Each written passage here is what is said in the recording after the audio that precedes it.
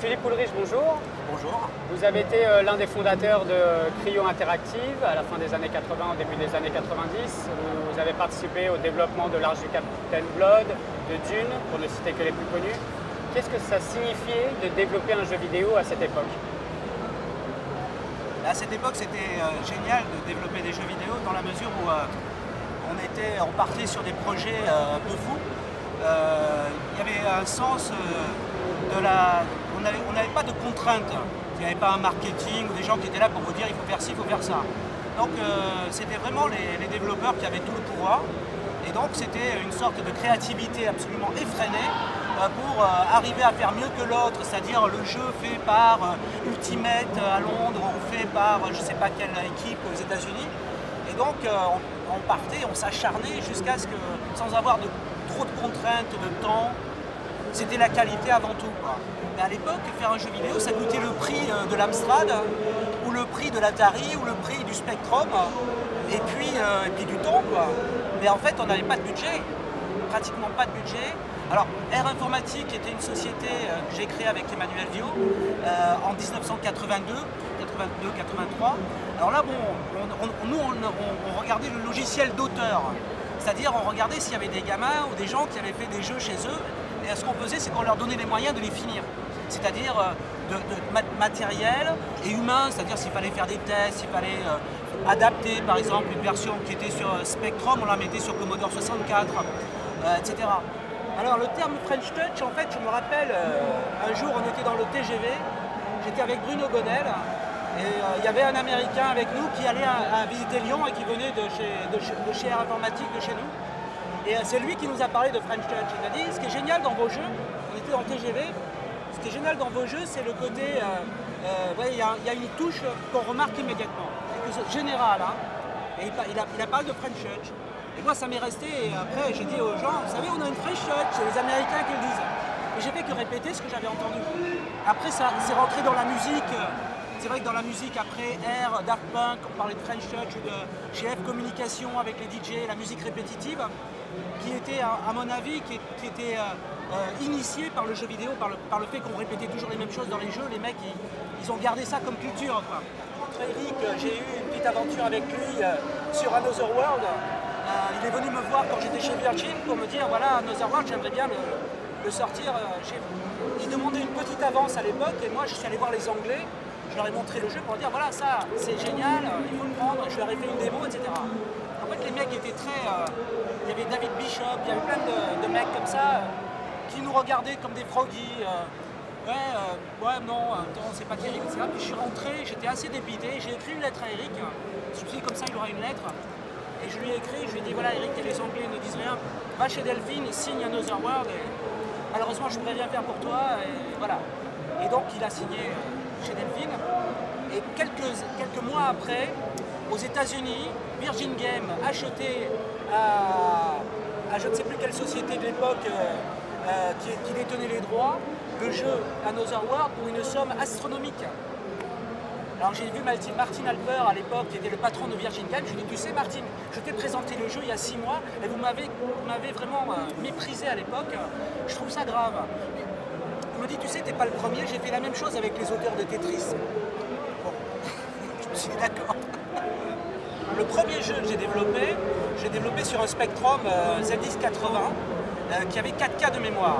Et c'était un Othello Reversi, c'est-à-dire un jeu qui ressemble au jeu de dames avec des pions qu'on retourne, une stratégie, un truc assez compliqué quand même. Et le jeu me battait, mais je voulais le rendre encore plus puissant. Et donc je suis allé un jour acheter... voir s'il y avait de la mémoire supplémentaire pour cet ordinateur. Il y avait l'importateur qui s'appelait Direco, qui importait Sinclair en France. Et donc je suis allé voir. Et alors ils m'ont dit, oui, on a des trucs, mais c'est des prototypes. On les vend pas, quoi.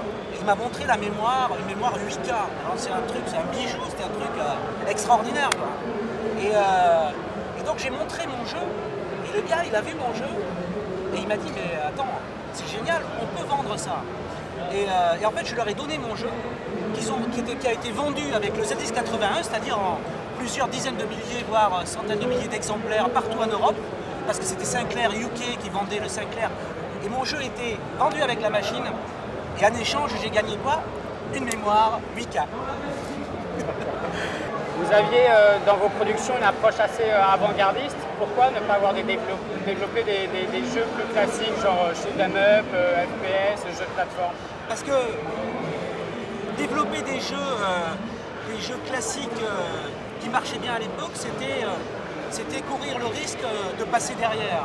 C'est-à-dire qu'on n'avait pas la puissance de feu que pouvaient avoir les studios américains, anglais ou japonais. Donc il fallait qu'on trouve une spécificité. Et en même temps, très vite, on a eu quand même des commanditaires et des succès.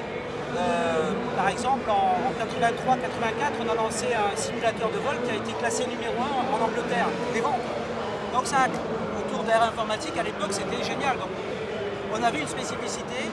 On avait fait un Pinball Wizard, un flipper constructible, qui a été aussi vendu aux États-Unis, en Angleterre, au Japon, qui a très bien marché.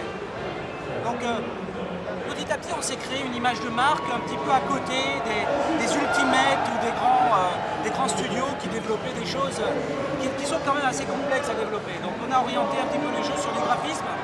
Et moi, je demandais aux auteurs d'avoir une vision cosmique et internationale.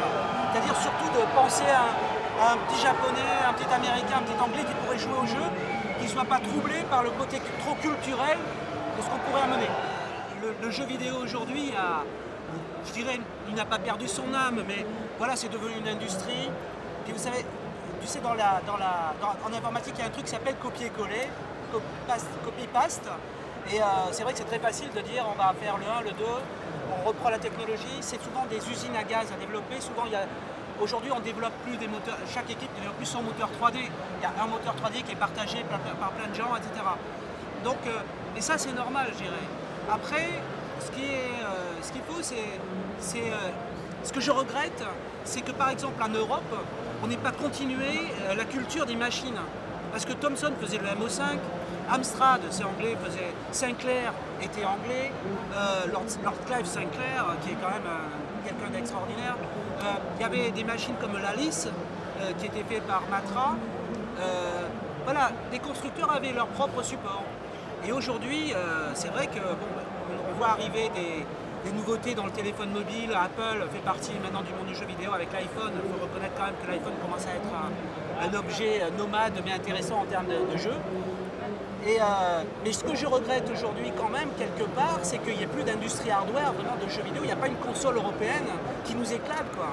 Et je trouve ça épouvantable parce que on vit, les auteurs et les artistes, les studios vivent sous le diktat de Nintendo. Nintendo qui a tout à fait raison d'exploiter le truc, et des autres constructeurs, de Sony, etc. Mais voilà, je trouve quand même que l'Europe est à la traîne. Quelque part, on est quand même un pays sous-développé en jeux vidéo, même si on a des super studios. Donc moi, quand je suis dans un jeu vidéo, j'imagine qu'il y a des gens derrière. Et ces gens sont des artistes. Ces gens-là sont des artistes, c'est évident. Pour moi, il n'y a jamais eu photo. Je me suis toujours battu pour qu'il y ait des créateurs, des gens qui soient derrière les jeux qu'on montre. Malheureusement, comme moi, j'étais un petit peu une sorte de DA qui faisait des jeux, mais qui aussi produisait des jeux. J'étais plus médiatisé que les autres. Et c'est vrai qu'on a plus parlé de moi, mais je regrette qu'aujourd'hui, on ne vénère pas des gens comme Rémi Herbulot, ou Stéphane Pic, ou Michel Rowe, ou Johan Robson. En fait, tous les artistes avec lesquels j'ai travaillé qui devraient avoir des stèles au panthéon du jeu vidéo. Oui, ce sont des gens qui ont fait quand même, je ne sais pas, c'est des gens qui ont... D'une, on a été numéro 1 aux États-Unis des ventes. On a été numéro 5 au Japon. On a eu tous les awards. Pour Captain Blood, on a eu le award remis par toute la presse anglaise au meilleur jeu vidéo de l'année. Il y avait quand même, en face, il y avait déjà Nintendo, Sega. C'est les Anglais qui nous détestaient. Je veux dire, moi j'y croyais pas, je suis même pas allé chercher le prix, je suis pas allé à Londres, j'y croyais pas, je me disais, on n'y a même pas pensé, quoi. Et j'ai le trophée à la maison. Voilà, c'était quand même extraordinaire. C'était une belle époque. Ouais, génial.